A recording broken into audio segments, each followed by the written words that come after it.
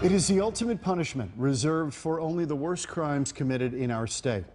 In Arizona, the death penalty is the law of the land, but that sentence is imposed right now out of sight, except for a few select witnesses. Tonight, Troy Hayden takes us where television news crews have never gone before, inside Arizona's lethal injection chamber, to explain some of the mystery behind how the death penalty is carried out. Troy? It's a very intense experience, John and Carrie, and I'm going to take you with us here. What we're about to see are the tools and processes used to take the lives of murderers who judges and juries have decided should die for their crimes. But these processes could change soon because of the problems states are having with getting these execution drugs. We'll have more on that in a minute. But let's begin with a walk through the gates of death row.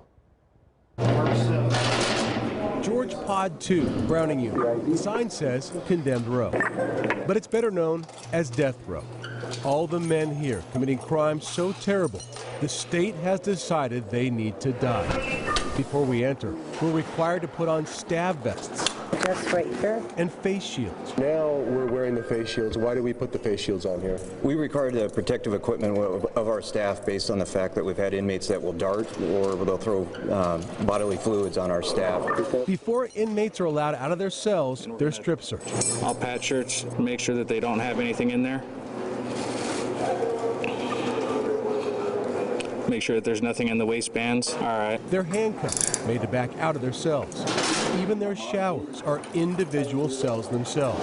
Death row inmates are never allowed to be in contact with other inmates.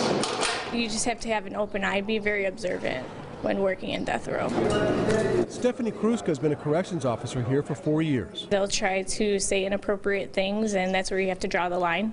And that happens a lot, so that's where I have to draw the line, is when they start making inappropriate comments. Do you feel safe on the job? I do, especially with my coworkers. And let's show you a death row cell here.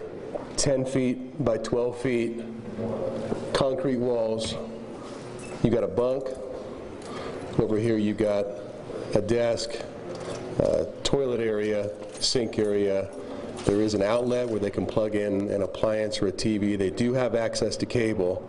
And this exact cell here is where they bring condemned prisoners 30 days before they're actually executed. Why do they use this cell? Because it's equipped with these cameras, and they can watch them 24 hours a day. It's in this cell where inmates eat their last meal, and that meal has to come from the prison kitchen. It's here where they decide who gets their belongings. And we also want to know what he's going to do with the disposition of his body, whether or not we're going to, he'll have family pick that up or he'll be buried in our inmate cemetery itself. In the hours before the execution, the condemned is moved from death row to the death house, this nondescript gray building. Its most striking feature, the smokestack that towers out of the top. That smokestack leads down to the state's gas chamber, which is still an option for some on death row. This is the witness room. You can see back here on the back side of the witness room is the gas chamber that actually a couple of the condemned on death row are still eligible to use if they choose that method of execution. Over here you've got the lethal injection chamber, and it's a big glass partition here, and they've got black curtains that are closed when you first walk in. And what I'm showing you are the holding cells where the condemned is brought to the day before the execution. So you can see the inside of a cell. There are 2 of them here. There's a small area next to the holding cell where he can speak to his lawyers or clergy. Up to 5 hours prior to the execution.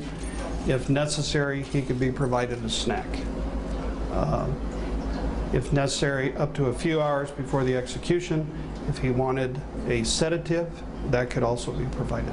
The inmate is escorted through the door from the holding cell, and then he is brought in to the execution chamber. Department of Corrections Director Charles Ryan takes us into the lethal injection chamber, a place news crews have never been allowed in before. So the witnesses will already be in the witness area, and they will observe on the monitors that the inmate is brought in, turned around, lifted, and placed on the table. Then authorization is given by me to proceed with injecting the other chemicals, and then we wait. I have a clear conscience in terms of carrying out this duty. and I do not have a professional problem in doing so. Right now, Arizona is essentially out of the death penalty business, at least for the near future. Even though there are 4 men right now who have exhausted all their appeals and they're ready to be executed. A judge has put a hold on executions because of a lawsuit brought by inmates. And at the end of this month, all the death penalty drugs the state has will expire and they can't be used. Because state law requires executions to take place 35 days after a death warrant is issued, those drugs will never be used. And new drugs are very difficult to get. Now, Utah faced this same problem and passed a law to bring firing squads back if the state couldn't get death penalty drugs. So we conducted a very non-scientific Twitter poll, just threw it out there, and our followers overwhelmingly said they would choose to do the same thing here in Arizona. Our Attorney General, Mark Brnovich, said here on Fox 10, maybe we should explore alternative execution methods. And other high-ranking Arizona leaders I talked to said the same thing.